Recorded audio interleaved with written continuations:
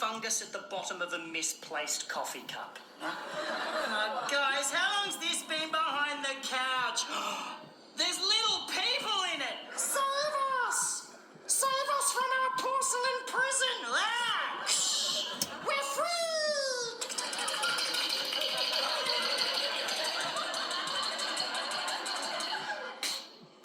It's just for me, that bit. It's just for me. Okay.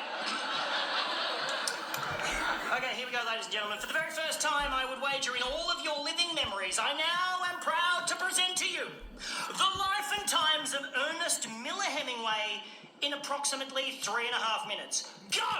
Born in Chicago in 1899, son of a physician and a musician, reasonably uneventful childhood, decided to study journalism. Enlisted with the Red Cross during World War I, got blown up in Milan and spent 6 months in hospital with severe shrapnel wounds in both legs. Fell in love with a nurse, they decided to get married. He came home to prepare, she stayed there and ditched him for an Italian soldier, which initiated a lifelong pattern of him rejecting women before they had a chance to reject him. Take note, Maddie. Got a job as a foreign correspondent, fell in love with his roommate's sister, married her and moved to Paris. They hung out with Gertrude Stein, they kicked it with Pablo Picasso. He started writing in earnest, no pun intended, moved to Toronto, had a kid, moved back to Paris, published a couple of books, cheated on his wife, got divorced, married the other woman, converted to Catholicism, cut his head open after pulling on a cord thinking he was flushing a toilet and instead ripped a skylight from the roof and smashed it onto his face. Moved to Kansas City, had another kid, his dad committed suicide, he shot a lot of bears for some reason. Had a car accident, had another kid, went to Africa to kill some wild animals and got dysentery. Karma.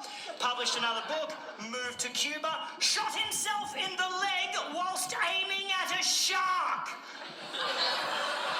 Cheated on his wife, got divorced, married the other woman, published For Whom the Bell Tolls, sold 500,000 copies in a couple of months and got nominated for a Pulitzer Prize, cheated on his wife, got divorced, married the other woman, became the self-appointed leader of a band of village militia outside of Paris and was subsequently brought up on charges for contravening the Geneva Convention and got away with it like a fucking champion. Got pneumonia, moved back to Cuba and spent most of his spare time on his boat, tracking Nazi U-boats with a machine gun and a pile of hand grenades. I am not making this shit up! Had a few more car accidents, 3 more concussions, got clawed while playing with a lion. Got depressed, drank, got fat, published a couple more books, went back to Africa to shoot some more wild animals, and barely survived 2 separate plane crashes in the space of 24 hours, winding up with a fractured skull, internal bleeding, cracked spine, ruptured liver, first-degree burns, and a paralysed sphincter muscle. Come on! Won a Nobel Prize, had a file opened on him by J. Edgar Hoover, left a bunch of shit in a safe in Cuba and moved to Idaho, paranoid that the feds were following him, which they were because he spent most of the 1940s working for the KGB. Again, not making this shit up. Suffered from hepatitis, nephritis, hypertension, hemochromatosis, anemia, and impotence. Karma. Got committed, received way too much electroconvulsive therapy and came out all fucked up, started hinting at suicide, so immediately got recommitted, received another couple of months' worth of electroconvulsive therapy, got released, put both barrels of his favourite 12-gauge shotgun into his mouth, and blew his fucking